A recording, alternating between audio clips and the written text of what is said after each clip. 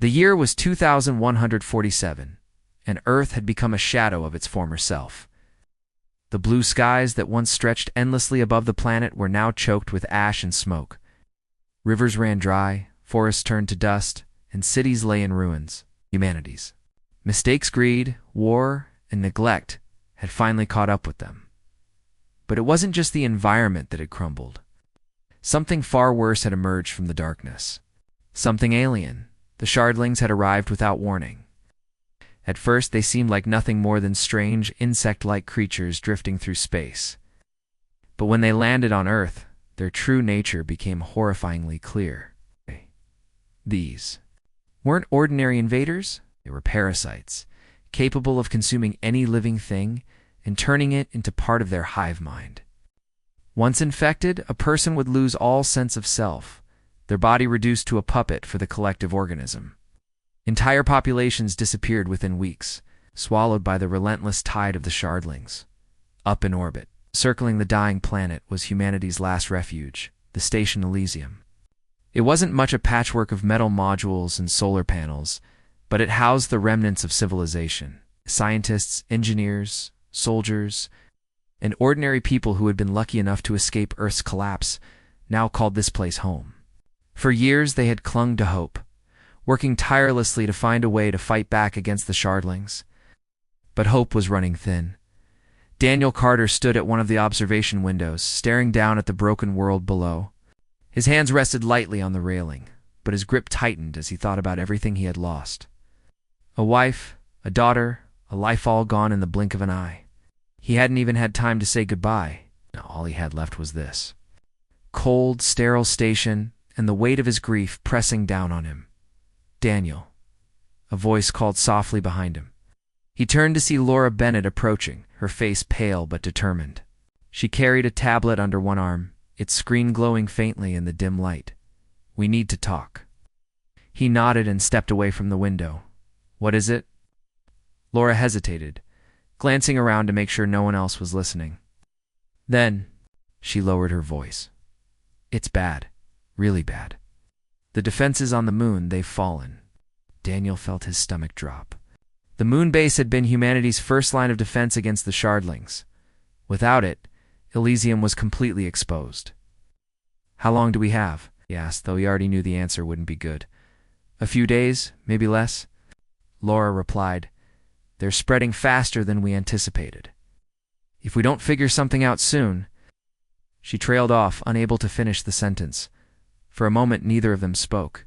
The silence between them was heavy, filled with the unspoken knowledge that failure meant extinction. Finally, Daniel broke it. "There has to be another way. We can't just give up." "I'm not saying we should," Laura said quickly, "but we're out of options. The weapons we've developed aren't strong enough, and the Shardlings adapt too quickly. Every strategy we try, they counter. It's like they're always 10 steps ahead of us." Daniel frowned, his mind racing. There had to be someone or something that could help. Someone smarter, stronger, or more ruthless than humanity. And then it hit him. It's an idea so dangerous it made his chest tighten just thinking about it. "The Krath," he said suddenly. Laura blinked in surprise. "The Krath? Are you serious?" "They're survivors," Daniel explained. "They've faced threats worse than the Shardlings before. If anyone knows how to stop them, it's them. Except they hate us," Laura pointed out. Every recorded encounter between humans and the Krath ended in bloodshed. "Why would they help us now? 'Cause if we fall, the Shardlings might come after them next," Daniel argued. "And because we don't have a choice? We can beg, plead, offer them whatever they want, but we have to try." Laura stared at him, her expression torn. She wanted to argue, to tell him it was a foolish plan, but deep down, she knew he was right. They were out of time, out of resources, and out of ideas. If contacting the Krath was their only shot, then they had to take it. "All right," she said finally. "Let's do it. But we'll need Commander Mitchell's approval first, Commander." Ryan Mitchell wasn't thrilled about the idea. In fact, he looked downright furious as Daniel and Laura presented their plan in the cramped conference room. Around the table sat other key members of the station's leadership team, each wearing expressions ranging from skepticism to outright fear. You want me to authorize communication with the most hostile species in the galaxy? Mitchell demanded, his voice sharp. Do you have any idea what kind of risk that entails? We understand the risks, Laura said calmly. But we also know that staying here and waiting for the shardlings to reach us is a death sentence. This might be our only chance. And what exactly are you proposing we offer them? Mitchell pressed. Trade technology? Or are you planning to hand over the station itself? No, Daniel interjected. We'll offer information, access to our research databases, anything that might interest them. And we'll frame it as an alliance and opportunity to work together against a common enemy. Mitchell leaned back in his chair, rubbing his temples. He looked exhausted, the weight of command etched into every line of his face. Even if they agree to listen, there's no guarantee they won't turn on us the second they get what they want. It's a gamble, Daniel admitted. But it's better than sitting here doing nothing. The room fell silent as Mitchell considered their proposal. Outside, the hum of machinery echoed faintly through the walls, a reminder of how fragile their existence truly was. After what felt like an eternity, he sighed and nodded. Fine, he said reluctantly. Send the message. But I want everyone prepared for the worst. If the Kraths show up, we may not live to regret this decision. With Mitchell's approval, the team set to work preparing the transmission. Using outdated coordinates from a probe sent decades earlier, they crafted a carefully worded message. It was brief and to the point, emphasizing humanity's plight and offering cooperation. They included data packets containing samples of their research, hoping it would pique the Krath's interest. As the signal was sent hurtling into the void of space, the mood aboard Elysium shifted. Some clung to hope, praying that the Krath would respond. Others braced themselves for rejection or worse retaliation. Days passed in tense anticipation, the wait stretching longer than anyone could bear. Then, on the 5th day, it happened. Sensors picked up movement near the station, a massive vessel appearing out of nowhere, dwarfing Elysium in size. Surface shimmered with an iridescent glow, and its shape was unlike anything human engineers had ever designed. It hung there, silently, radiating power and menace. They're here, Laura whispered, her voice trembling. Daniel nodded, damned his heart pounding. Whether this marked the beginning of salvation or the end of humanity remained to be seen. All they could do now was wait and pray that their gamble had paid off. The arrival of the Krath vessel sent shockwaves through Elysium. Everyone aboard the station stopped what they were doing, their eyes glued to the monitors displaying the massive alien ship. It loomed outside like a dark storm cloud, its sleek, angular design radiating an aura of menace. The crew scrambled to prepare for contact, unsure whether this was the beginning of salvation or the end. Commander Mitchell ordered all non-essential personnel to secure areas, while a small team gathered in the communications hub. Daniel Carter and Laura Bennett stood at the center of the room, flanked by technicians and security officers. Despite the tension in the air, there was a flicker of hope. This was their chance to save humanity, or at least try. They're hailing us, one of the technicians announced, her voice shaking slightly. Put it on screen, Mitchell ordered. The main monitor flickered to life, revealing two figures standing in what appeared to be a dimly lit chamber aboard the Krath ship. One was tall and imposing, clad in intricate armor that gleamed faintly even in the low light. His sharp features and piercing eyes exuded authority and power. The other figure was smaller, but no less intimidating, with an air of quiet intelligence that made her presence felt despite her stature. Their skin was a deep grayish hue, and their elongated limbs gave them an almost insect-like appearance. This is Commander Ryan Mitchell of Elysium, Mitchell began, his tone firm but respectful. We thank you for responding to our message. The taller Krath tilted his head slightly, studying the humans with cold curiosity. After a moment, he spoke, his voice deep and guttural, translated into English by the station's systems. You dare summon us? Explain yourselves. Daniel stepped forward before Mitchell could respond. He knew this moment was critical. They had to convince the Krath that humanity was worth saving, or at least worth listening to. "My name is Daniel Carter," he said, his voice steady despite the knot of fear twisting in his stomach. "We reached out because we're facing extinction. The Shardlings, parasitic creatures, are consuming everything. We've tried everything we can think of to stop them, but we're losing.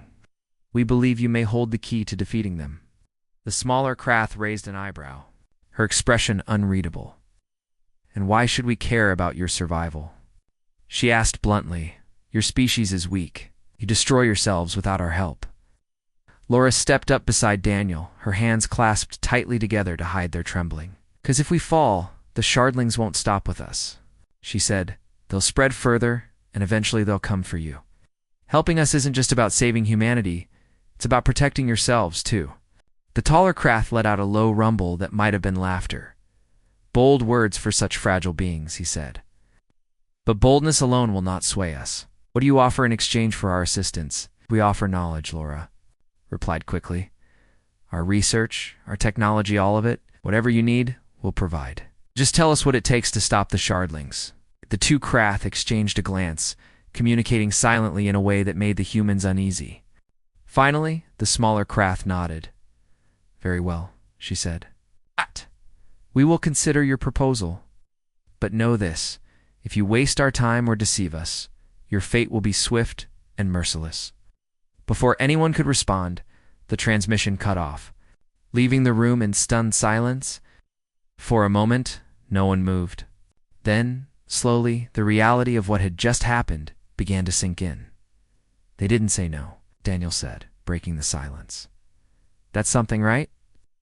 "It's not exactly a yes either," Mitchell muttered, running a hand over his face. "Still, it's more than I expected. Let's focus on staying ready. If they decide to help or attack, we need to be prepared." Over the next few hours, the crew worked frantically to fortify the station.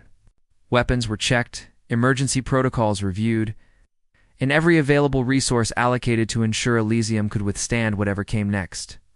Tensions ran high as people whispered among themselves, speculating about the Krath's intentions. Some believed the aliens would see the value in helping humanity, while others were convinced this was the calm before the storm. Meanwhile, Daniel and Laura met privately to discuss their next steps. They both knew that convincing the Krath to help wouldn't be easy, especially given their reputation for hostility. But they also knew they couldn't afford to fail. "We need to prove we're worth saving," Laura said, pacing back and forth in the cramped quarters they used as a makeshift office. "Not just talk about it, but show them." "How?" Daniel asked, leaning against the wall. "They're watching us right now, probably analyzing every move we make." "Exactly," Laura replied, stopping mid-step. "What if we use that to our advantage? Show them how hard we're fighting, not just to survive, but to fight back. Maybe they'll respect that." Daniel thought about it for a moment, then nodded. "It's risky, but it could work. Let's gather some data footage of our battles, experiments, anything that shows we're not giving up without a fight." By the time they returned to the command center, the mood had shifted again. Reports had come in from the outer sensors. The Krath ship hadn't moved. It remained in position near Elysium, seemingly waiting. No additional messages had been received, which only added to the unease as the hours dragged on. Daniel and Laura compiled the materials they hoped would sway the Krath. Footage of engineers repairing damaged equipment, scientists working tirelessly. In labs, soldiers patrolling the station's perimeter, all of it was edited together into a single presentation designed to demonstrate humanity's resilience. When night fell o'er what passed for night aboard the station, the weight became unbearable. People huddled in common areas, too anxious to sleep. Conversations were hushed, punctuated by nervous laughter or sudden bursts of anger. The weight of uncertainty hung heavy over everyone. Then, just after midnight, the monitors flickered too. Life once more. The same two Krath appeared, their expressions unreadable. This time, however, they weren't alone. Behind them stood several other members of their species, each carrying weapons that looked far more advanced than anything humanity possessed. "You wish to prove your worth," the taller Krath said, cutting straight to the point. We have devised a test. Survive it, and we will aid you. Fail, and your existence ends here. What kind of test? Mitchell demanded, stepping forward. A trial, the smaller Krath explained. One that will measure your strength, your intelligence, and your ability to adapt. If you succeed, you may earn our respect. And if we refuse? Mitchell asked. The taller Krath smirked, baring rows of razor-sharp teeth. Refusal is not an option. Before anyone could argue further, the transmission ended again. Moments later, a strange sensation swept through the station, a hum that resonated deep within their bones. Lights flickered and alarms blared briefly, before falling silent. When the crew regained their bearings, they realized something was different. The station's systems still functioned, but subtle changes suggested they were no longer entirely in control. They've locked us into some kind of simulation, Laura whispered, staring at the monitors in disbelief. This is the trial. Daniel clenched his fists, determination burning in his eyes. All right then, he said firmly. Let's show them what we're made of. The trial began immediately. Strange phenomena started occurring throughout the station. Gravity fluctuations, artificial weather patterns, and even holographic predators that seemed disturbingly real. The goal was unclear at first, but it soon became apparent. The Krath wanted to see how humanity reacted under pressure. Small groups of survivors were forced to navigate increasingly dangerous scenarios. In one section of the station, engineers worked to repair sabotaged systems while dodging swarms of mechanical insects programmed to attack. In another, medical teams treated simulated injuries caused by environmental hazards. Each challenge pushed them to their limits, testing not only their individual skills, but also their ability to work together. Despite the chaos, moments of triumph emerged. A young technician named Mia managed to jury-rig a failing oxygen generator, saving an entire wing of the station from suffocation. Ethan Cole, the station's pilot, used his knowledge of navigation to guide a group through a labyrinthian corridor filled with traps. Even Commander Mitchell proved his worth, rallying morale when panic threatened to take hold. But not everything went smoothly. Tempers flared as exhaustion set in, and mistakes cost lives. One team failed to secure a critical junction, resulting in a catastrophic breach that claimed 3 crew members. Grief hung heavy in the air, but there was no time to mourn. The trial continued relentlessly, pushing them harder with each passing hour. Through it all, Daniel and Laura remained at the forefront, coordinating efforts and keeping spirits alive.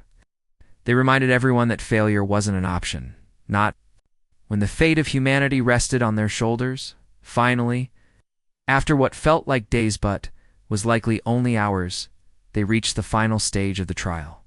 The remaining survivors found themselves in a large chamber filled with shardling-like creatures. These weren't real parasites, but the simulations were so convincing that adrenaline surged through everyone's veins. Stay focused, Daniel shouted, gripping a makeshift weapon fashioned from salvaged parts. We've come this far. We're not letting them win. The Krath's departure left the crew of Elysium in a strange limbo. On one hand, they had survived the trial and earned the aliens' reluctant promise of assistance. On the other hand, no one knew what that assistance would actually look like, or whether it would come at a price too steep to pay. The station buzzed with nervous energy as people tried to return to their routines, but the shadow of uncertainty loomed large. Daniel Carter sat alone in the command center, staring at the monitors. That displayed the now empty space where the Krath ship had been. His mind raced with questions. What did the Krath mean by adequate? Would they truly help humanity fight the Shardlings, or was this just another test? And most importantly, what would they demand in return? Laura Bennett found him there hours later, slumped in his chair with dark circles under his eyes. She placed a hand on his shoulder, startling him out of his thoughts. You should get some rest, she said gently. We've done all we can for now. I can't, Daniel admitted, rubbing his face. Every time I close my eyes, I think about what happens next? What if they're just using us? What if this whole thing is a trap? It's possible, Laura replied, pulling up a chair beside him. But we don't have much choice, do we? We gambled everything on them, and right now, there are only hope. Daniel sighed, knowing she was right. Still, the weight of responsibility pressed down on him. He couldn't shake the feeling that he'd led everyone into something far bigger and far more dangerous than any of them realized. A day passed before the Krath made contact again. This time, their transmission came without warning, interrupting an emergency meeting in the command center. Commander Mitchell was mid-sentence when the main monitor flickered to life, revealing the same to Krath representatives from before. "You will accompany us," the taller Krath announced without preamble. "4 of you. Bring your strongest warriors and brightest minds." Mitchell frowned. "Accompany you where?" "To our vessel," the smaller Krath explained.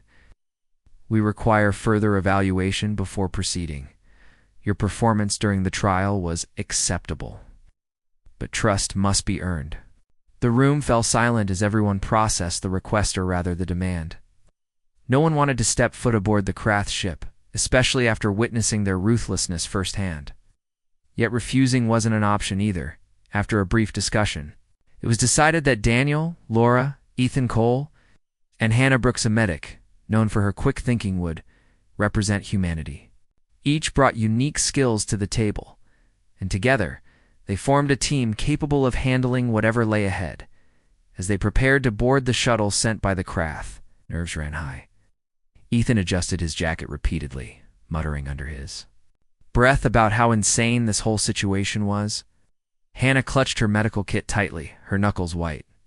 Even Daniel and Laura exchanged uneasy glances. Though they tried to project confidence for the sake of the others, the shuttle ride itself was tense. The craft was sleek and utilitarian, with no windows to offer a view of the outside. Instead, the walls shimmered faintly, casting an eerie glow over the passengers. None of the humans spoke. The oppressive silence was broken only by the low hum of the engines. When they finally arrived aboard the Krath ship, they were greeted by a group of armed guards who escorted them through winding corridors lined with glowing panels.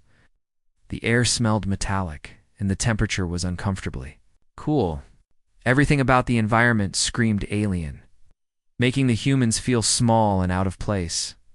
They were led to a large chamber, dominated by a circular platform surrounded by holographic displays. Standing in the center were the 2 Krath representatives, flanked by several others whose roles were unclear.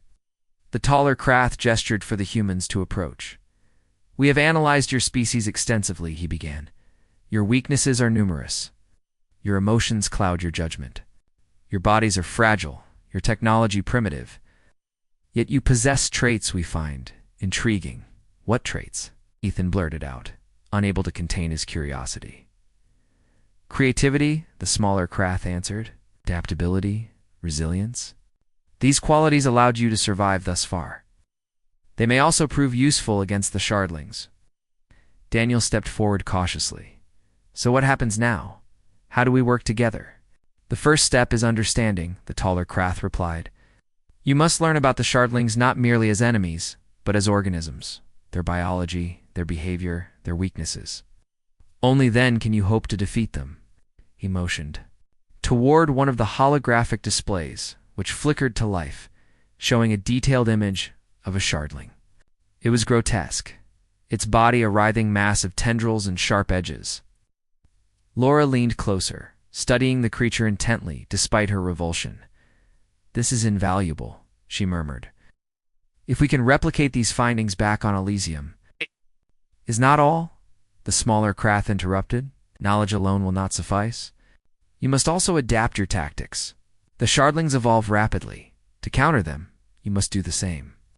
She activated another display, this one showing footage of various battles between the Krath and similar parasites. The scenes were brutal, filled with explosions, bloodshed, and chaos.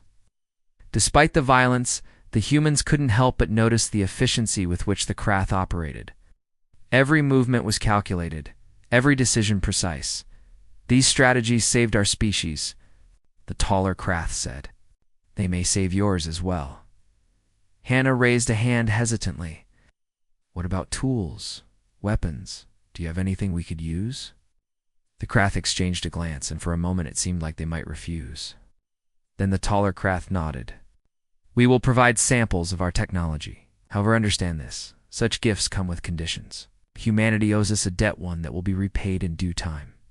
No one dared ask what that meant. Instead, they focused on absorbing as much information as possible.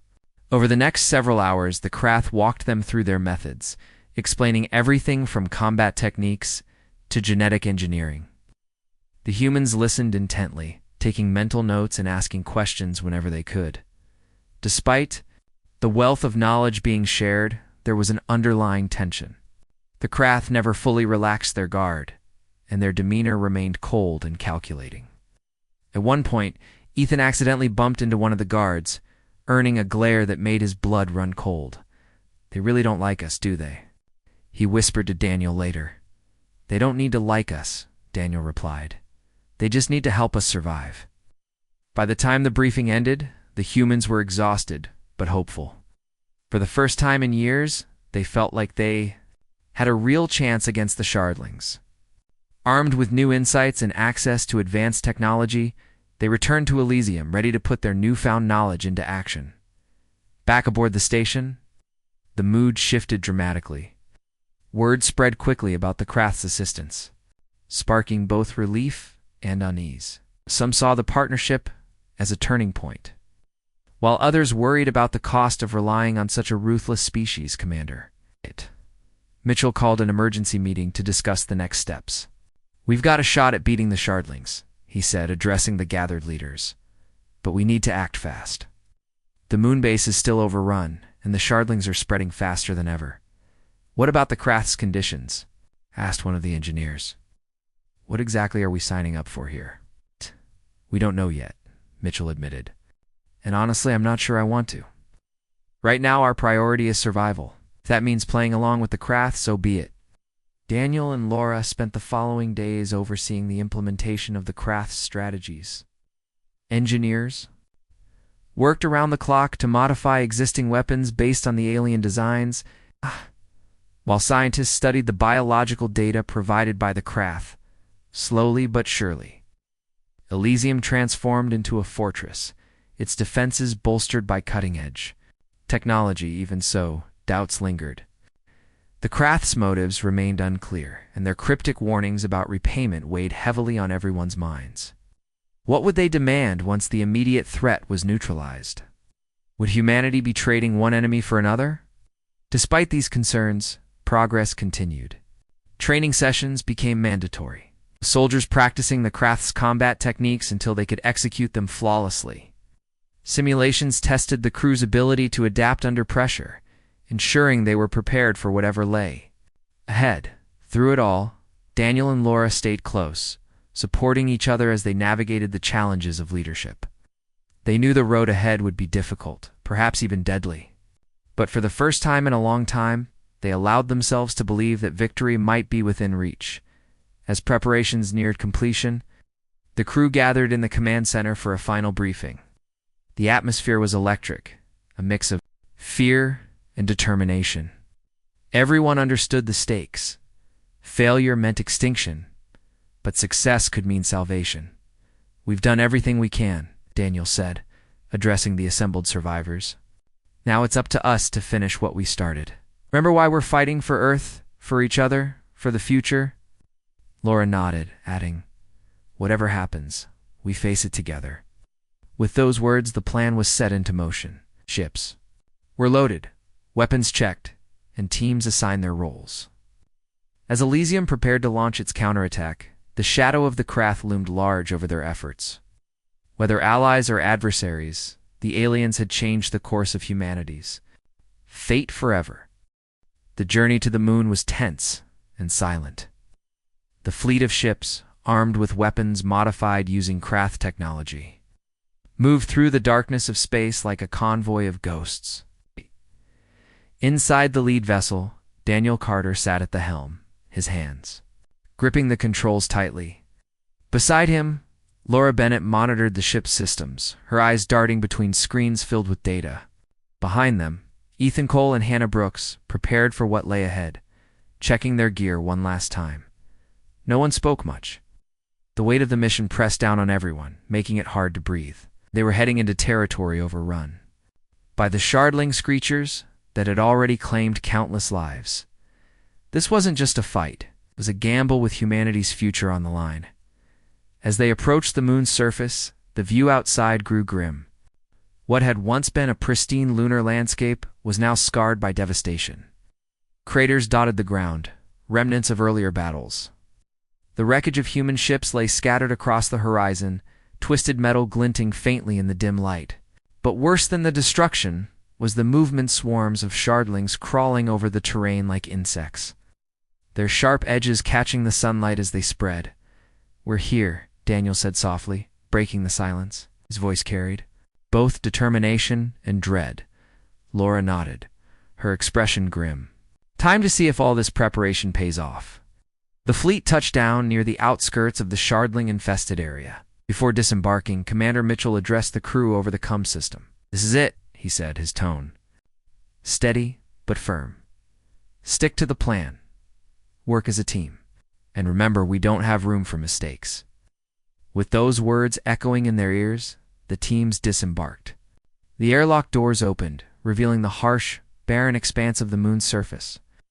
One by one, the survivors stepped out, clad in reinforced suits, equipped with craft-inspired upgrades. Each step felt heavier than the last, not because of gravity, but because of the enormity of what they were about to face. The first wave of shardlings attacked almost immediately. Dozens of the creatures surged forward, their bodies writhing with tendrils and jagged limbs. Fast, closing the distance between themselves and the humans in seconds. "Hold your positions," Daniel shouted, raising his weapon. It was unlike anything humanity had used before. Sleek rifle powered by energy cells provided by the Krath. When he pulled the trigger, a bolt of blue light shot out, striking a shardling squarely in its core. The creature let out a high-pitched screech before collapsing into a lifeless heap. Encouraged by the success, the rest of the team opened fire. The battlefield erupted into chaos, flashes of light illuminating the darkened landscape. For every shardling that fell, 2 more seemed to take its place. Despite their advanced weapons, the humans quickly realized the scale of the threat. The parasites were relentless, pouring out of tunnels and craters like an endless tide. Ethan found himself back to back with Hannah, firing rapidly as shardlings closed in from all sides. "We can't keep this up forever," he yelled, his voice strained. "We don't have to," Hannah replied, reloading her weapon with practiced efficiency. "Just hold them off until we reach the central hive." She was right. The plan wasn't to wipe out the shardlings entirely, not yet. Their goal was to destroy the central hive, the source of the parasite's coordination and reproduction. Without it, the swarm would lose its cohesion and become vulnerable. But reaching the hive wouldn't be easy. The path ahead was littered with obstacles, collapsed structures, narrow canyons, and swarms of enemies blocking their way. Every step forward came at a cost. Halfway to their objective, disaster struck. A massive shardling emerged from the shadows, towering over the battlefield. Its body was larger and more grotesque than any they'd encountered before, its tendrils whipping violently as it roared. The sight sent shivers down even the bravest spines. "That thing wasn't in the intel," Ethan shouted, backing away. Instinctively, "It must be some kind of queen," Laura said, her voice tight with urgency. "If we don't stop it, we're dead." Daniel stepped forward, his weapon trained on the creature. "Focus fire on its core. That's the weak spot." The team obeyed, unleashing a barrage of energy bolts at the monster. But the shardling queen was resilient, shrugging off hits that would have felled smaller creatures. Worse still, it began spawning smaller parasites. Adding to the chaos around them, Hannah grabbed a grenade-like device from her belt, a prototype weapon developed based on Krath designs. "Cover me," she yelled, sprinting toward the queen. "What are you doing?" Ethan called after her, panic rising in his voice. "I'm ending this." She shot back without looking back, dodging tendrils and leaping over debris. Hannah reached the base of the queen's massive form. With a deep breath, she activated the device, and hurled it directly into the creature's exposed core. A bright flash blinded everyone momentarily, followed by a deafening explosion. When the light faded, the queen lay motionless, its body disintegrating into ash. The team regrouped, shaken but alive. "That was insane," Ethan muttered, shaking his head. "You could have been killed." "I know," Hannah replied, her voice steady, despite the adrenaline coursing through her veins. "But we didn't have a choice." Pushing forward, the survivors finally reached the entrance to the central hive. It was a cavernous structure, pulsating with an eerie glow that seemed alive. Tendrils snaked along the walls, and the air vibrated with a low hum that made their teeth ache. "This is it," Daniel said, staring at the ominous opening. "Once we go in, there's no turning back. And let's make sure we finish." "The job?" Laura added, her grip tightening on her weapon. They entered cautiously, navigating narrow tunnels lined with organic material that squirmed under their touch. The deeper they went, the thicker the air became, heavy with the stench of decay. Shardlings lurked around every corner, forcing them to fight their way through inch by inch. At the heart of the hive, they found what they were looking for: a massive, pulsating orb suspended in a chamber filled with writhing tendrils. It radiated energy, feeding the entire swarm with its power. Destroying it would cripple the Shardlings, but getting close enough to do so was another matter entirely. "We'll need a distraction," Daniel said, studying the layout. "Something to draw their attention while someone plants the charges." "Do it," Ethan volunteered, stepping forward. "I'm faster than the rest of you. I can get in and out before they realize what's happening." "No," Hannah interjected firmly. "You're needed out here. I'll handle it." Before anyone could argue, she grabbed the explosives and darted into the fray, weaving through the swarm with surprising agility. Shardlings lunged at her, but she dodged and countered with quick bursts of fire, buying herself precious seconds. Back outside the hive, the others fought desperately to hold off the horde. Laura used her knowledge of the Krath's tactics to anticipate the Shardlings' movements, directing the team to strategic positions. Daniel led the charge, his weapon blazing as he took down enemies with precision. Finally, Anna's voice crackled over the comms. "Charges are set. Get out of there. Fall back," Daniel ordered, leading the retreat. The team sprinted toward the exit, the ground trembling beneath their feet as the explosives detonated. A shock wave rippled through the hive, causing the walls to collapse and the tendrils to writhe wildly. They barely made it out in time. As they reached the surface, the hive imploded in a spectacular display of light and sound, sending shards of debris flying in all directions. The surviving Shardlings froze momentarily, their hive minds severed, before collapsing into lifeless husks. For a moment, there was silence. Then, slowly, cheers broke out among the exhausted survivors. Against all odds, they had succeeded, but their celebration was short-lived. As they regrouped near the landing zone, a transmission came in from Elysium. Commander Mitchell's voice was grave. "We've got a problem. The Krath are on the move and they're headed straight for us." Daniel exchanged worried glances. With Laura, had the aliens decided to turn on them after all? Or was this something else entirely? Whatever the reason, one thing was clear: the battle wasn't over yet. The transmission from Elysium sent a chill through the survivors. The Krath were on the move, their massive ship descending toward the moon's surface with alarming speed. What had started as a fragile alliance now felt like a ticking time bomb. Had the aliens decided to betray them? Or was there another reason for their sudden arrival? Daniel Carter clenched his fists, trying to push down the wave of unease threatening to overwhelm him. "What do they want?" he asked aloud, though no one had an answer. Laura Bennett glanced at the horizon where the Krath vessel loomed larger. "By the second. Be they're here to help," she suggested, though her tone betrayed her doubt. Or maybe they're here to clean up. Clean up what? Ethan Cole snapped, his voice sharp with frustration. "We just did their dirty work for them. If they try anything, I swear." "Save it," Daniel interrupted, raising a hand to silence him. "Arguing won't help us figure this out. Let's focus on staying calm and ready." The team regrouped near their ships, weapons at the ready. Every muscle in their bodies was tense, prepared for whatever came next. The air was thick with anticipation, each passing second stretching longer than the last. Finally, Krath's ship touched down in the distance, kicking up clouds of dust. That obscured its landing. Moments later, a shuttle detached from the main vessel and headed straight for the survivors. When it landed, two figures emerged. Kale, the towering warrior who had led the earlier trial, and Sira, the smaller but equally intimidating Krath, who seemed to observe everything with cold precision. Kale strode forward without hesitation, his armor gleaming under the dim light. His expression was unreadable, but his presence alone was enough to make everyone uneasy. Behind him, Sira carried a device that emitted a faint hum, its purpose unclear. "You have fulfilled your part of the agreement," Kale said, his voice deep and commanding. "The central hive is destroyed." "For now," Laura replied cautiously. "But we need more than just temporary solutions.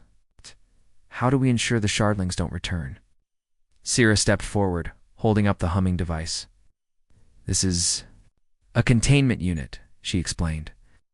"It will suppress any remaining traces of the parasites and prevent new hives from forming.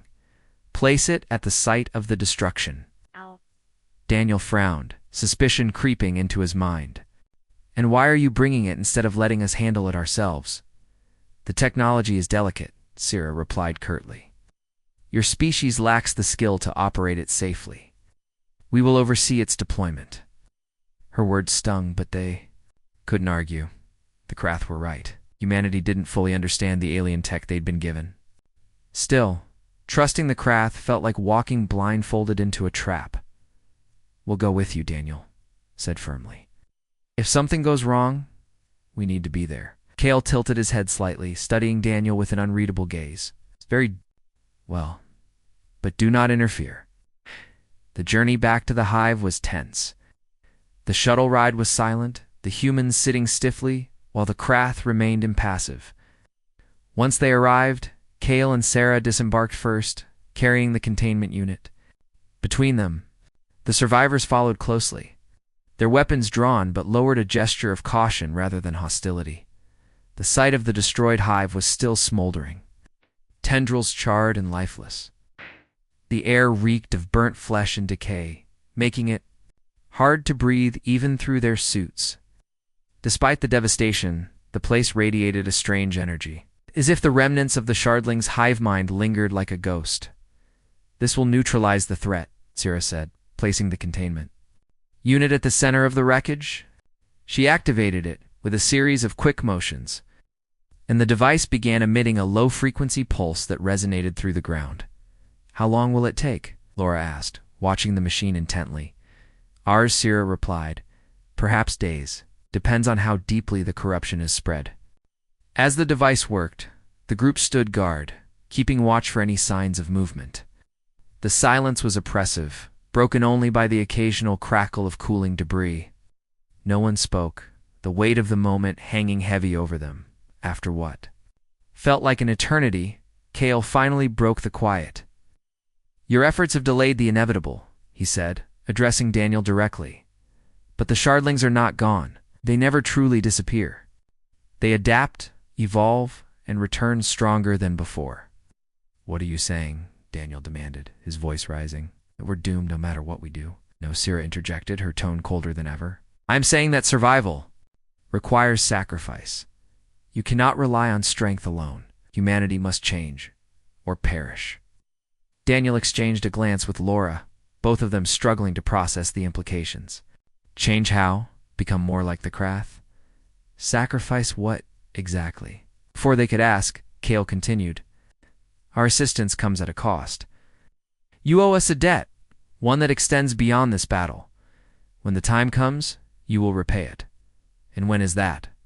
Ethan blurted out, unable to contain his frustration.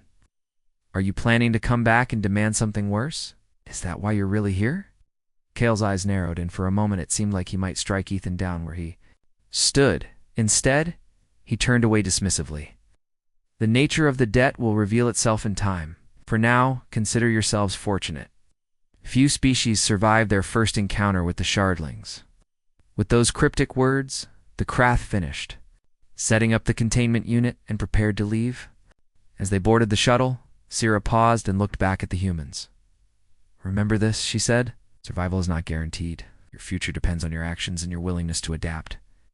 Then they were gone, leaving the survivors to grapple with the enormity of what had just happened. Back aboard Elysium, the mood was somber.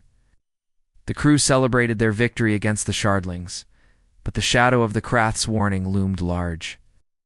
What did it mean to owe a debt to such a ruthless species? And what would happen if humanity failed to meet their expectations? Commander Mitchell called a meeting to discuss the situation. "We've bought ourselves some time," he said, addressing the gathered leaders. "But we can't afford to relax. The Krath made it clear they expect something from us. We need to figure out what that is before they decide to collect." Daniel nodded, leaning forward in his seat. "They mentioned adaptation. Maybe they want us to adopt their methods. Fight like them, think like them." "That's dangerous territory," Laura countered. "If we start thinking like the Krath, we risk losing ourselves." "Is that really worth surviving?" "It's not about choice," Ethan muttered bitterly. "They're not asking. They're telling. Either we play along, or..." He trailed off. But everyone knew what he meant. Refusing the Krath wasn't an option, not if they wanted to live. Over the following days, the station buzzed with activity as engineers and scientists worked tirelessly to integrate Krath technology into their systems. Weapons were upgraded, defenses fortified, and training programs adjusted to reflect the aliens' combat strategies. Slowly but surely, Elysium transformed into something resembling a Krath outpost, a grim reminder of the price of survival. Despite these efforts, tensions ran high. Arguments broke out among the crew, fueled by fear and uncertainty. Some believed the Krath's influence was necessary, while others saw it as a betrayal of humanity's values. Even Daniel and Laura found themselves clashing, their differing views straining their partnership. One night, after a particularly heated debate, Laura sought Daniel out in the observation deck. He was standing by the window, staring down at Earth, his face etched with exhaustion. "We can't keep doing this," she said softly, joining him. "Fighting each other isn't going to help us survive." "I know," Daniel admitted, running a hand through his hair. "But I don't see another way. The Krath gave us a lifeline, but it feels like they're pulling us toward something darker, something we can't escape." "Maybe," Laura replied, "but we still have a choice. We can let them shape us, or we can find our own path. Won't be easy, but it's possible." Daniel looked at her, searching her eyes for answers. "Do you really believe that? After everything we've seen?" "I have to," she said simply. "Because if we lose hope now, then we've already lost." Her words stayed with him long after she left. For the first time in days, he allowed himself to imagine a future where humanity didn't just survive, but thrived. Where they could stand on their own, free from the shadow of the Krath, but deep down, he knew it wouldn't be that simple. The road ahead was fraught with challenges, and the Krath weren't the kind of allies who simply walked away. Whatever debt they demanded repayment for, it would come at a cost, one that might change humanity forever. In the weeks that followed, life aboard Elysium settled into a fragile routine. The containment unit held firm, suppressing any lingering traces of the Shardlings. The crew worked tirelessly to rebuild and prepare for whatever came next. Yet beneath the surface, questions lingered unanswered. What did the Krath truly want? Would they honor their promise to protect humanity, or use this alliance to further their own agenda? And most importantly, could humanity hold on to its identity? In the face of such overwhelming odds, as the stars twinkled outside the station's windows, casting faint reflections on the faces of those who watched them, one thing became clear: the battle against the Shardlings was only the beginning. The real challenge lay ahead, and it would test humanity in ways no one could predict. The months that followed the destruction of the Shardling hive were a mix of relief and unease aboard Elysium. The containment unit placed by the Krath continued to function, its low hum serving as a constant reminder of their fragile victory. The shadow of uncertainty lingered. Every day, people wondered when or if the Krath would return to collect their debt. Daniel Carter spent much of his time in the engineering bay, overseeing the integration of Krath technology into the station's systems. It was a delicate process requiring precision and patience. Despite the advancements, he couldn't shake the feeling that humanity was losing something essential with each step forward. The sleek alien designs replaced the familiar tools and methods they had once relied on, making Elysium feel less like home and more like an outpost of someone else's empire. Laura Bennett shared his concerns but channeled her energy differently. She worked closely with the science team, studying biological samples collected during the battle against the Shardlings. Her hope was to find weaknesses in the parasites that could be exploited without relying solely on craft solutions. "We need options," she told Daniel one evening as they reviewed data together. "If we're going to survive, we can't put all our trust in them." Daniel nodded, though his expression remained troubled. "I just wish I knew what they want from us. What kind of debt are we really paying off?" Laura didn't have an answer. None of them did. One day, while reviewing surveillance footage from the moon's surface, the crew noticed something unusual. Strange patterns began appearing near the containment unit movements that suggested activity beneath the ground. First, it seemed minor, almost negligible. But over time, the disturbances grew more frequent and pronounced. Commander Mitchell called an emergency meeting to discuss the findings. "It might not mean anything," he said cautiously. "No, but we can't afford to ignore it. If the Shardlings are adapting again, we need to act fast." Daniel and Laura volunteered to lead a reconnaissance mission back to the moon. Alongside Ethan Cole and Hannah Brooks, they prepared for the journey, packing advanced gear provided by the Krath. As they boarded the shuttle, a sense of déjà vu washed over them. They had faced this threat before, but this time felt different. This time, they carried the weight of unanswered questions about their alliance with the Krath. When they arrived at the site of the destroyed hive, the scene was eerily familiar. The charred remains of the parasite structure still littered the landscape. The containment unit pulsed steadily in the center. But there was movement everywhere, subtle shifts in the soil, faint vibrations underfoot, and the occasional glimpse of tendrils wriggling beneath the surface. "It's happening again," Laura whispered, her voice tight with dread. "They're regenerating." "Not if we stop them now," Daniel replied firmly. He turned to Ethan and Hannah. "Set up sensors around the perimeter. We need to map out how far this has spread." As the team worked, they discovered something alarming. The containment unit wasn't neutralizing the Shardlings as expected. It was amplifying them. Somehow, the device had become a catalyst, accelerating the parasite's evolution rather than suppressing it. "This is bad," Ethan muttered, staring at the readings. "Really bad. I need to shut it down," Hannah said urgently. "We don't. The entire moon will be overrun." "But if we do, we risk unleashing whatever's inside," Laura countered. "There's no telling how strong they've become." Daniel clenched his fists, his mind racing. "We don't have a choice. We'll disable the unit and set explosives to collapse the area. This should buy us enough time to figure out another solution." The plan was risky, but it was all they had. Working quickly, they rigged the containment unit with charges designed to destabilize its core. As Hannah and Ethan prepared the explosives, Daniel and Laura kept watch, scanning the horizon for signs of movement. Suddenly, the ground trembled violently. A massive Shardling burst forth, larger and more grotesque than any they'd encountered before. Its body shimmered unnaturally, as if infused with the same energy that powered the containment unit. Tendrils whipped through the air, and it's glowing. Core pulsed with malevolent light. "It's using the tech," Laura shouted, backing away. "The Krath's design, it's integrated into the Shardlings. Then we destroy it," Daniel yelled, raising his weapon. He fired repeatedly, aiming for the creature's core, but the bolts barely scratched its surface. The Shardling roared, advancing relentlessly. Ethan and Hannah joined the fight, unleashing everything they had. Explosions lit up the battlefield, but the creature seemed unstoppable. Just as despair began to take hold, a deafening roar echoed.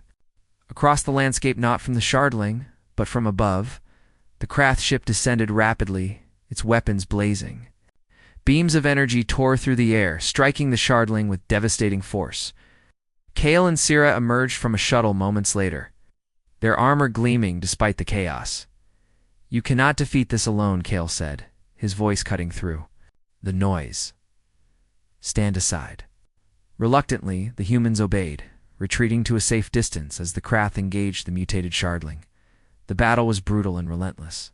Kale wielded a blade forged from some unknown material, slicing through tendrils with terrifying efficiency. Syrah manipulated the environment itself, creating barriers and traps to contain the creature. Finally, the final coordinated strike, the Krath brought the shardling down. Its body collapsed into ash, leaving behind only silence. After the dust settled, Kale approached the humans, his expression unreadable. "Your recklessness nearly cost you everything," he said coldly. "The containment unit was never meant to be tampered with." "We didn't know," Laura protested. "How are we supposed to understand your technology?" "Should have asked," Syrah replied sharply. "Instead, you acted impulsively, just as your species always does." Daniel stepped forward, his voice steady despite his frustration. "What happens now? You going to leave us to deal with the consequences again? Are you actually part of this fight?" Kale studied him for a long moment before speaking. "The shardlings are evolving faster than anticipated. Their connection to our technology complicates matters. Humanity cannot face this threat alone. You lack the discipline and foresight required. Then help us," Daniel demanded. "Teach us. Work with us. Stop treating us like pawns in your game." For the first time, Syrah hesitated. She exchanged a glance with Kale, who finally nodded. "Very well," he said. "We will assist further, but under strict conditions. You will adopt our methods fully. No half measures. No resistance." The implications of his words sank in. Accepting meant surrendering parts of their identity, becoming something neither entirely human nor entirely Krath. Yet refusing meant certain. Doom Commander Mitchell gave the final order when they returned to Elysium. "We take the deal," he said grimly. "For now, survival comes first. Everything else is secondary." Over the following weeks, the transformation accelerated. Training regimens became harsher, emphasizing efficiency and ruthlessness. Personal freedoms were curtailed in favor of collective action. Slowly but surely, Elysium began to resemble a Krath stronghold. Some resisted, clinging to their humanity despite the odds. Others embraced the change, seeing it as the only path forward. Daniel and Laura found themselves torn between these extremes, struggling to reconcile their ideals with the reality of their situation. One night, as they stood together in the observation deck, Laura broke the silence. "Do you think we made the right choice?" she asked quietly. "I don't know," Daniel admitted. "Maybe there isn't a right choice anymore. It's decisions we live with," Laura sighed, gazing out. "At the stars, do you think anyone will remember us? Back on Earth, I mean? Will they know what we sacrificed?" Daniel smiled faintly. "Maybe not. But as long as we keep fighting for each other, for the future it won't matter. We'll have done enough." It's the lights of distant stars. Reflected off their faces, the weight of their choices pressed down on them. They had survived against impossible odds, forged alliances with beings they barely understood, and sacrificed pieces of themselves along the way. But the question remained, at what cost? Outside the station, the void stretched endlessly, a vast, silent expanse filled with both danger and possibility. And whatever challenges lay ahead, humanity would face them together. Changed, perhaps, but still alive. Still hopeful, and sometimes that was enough.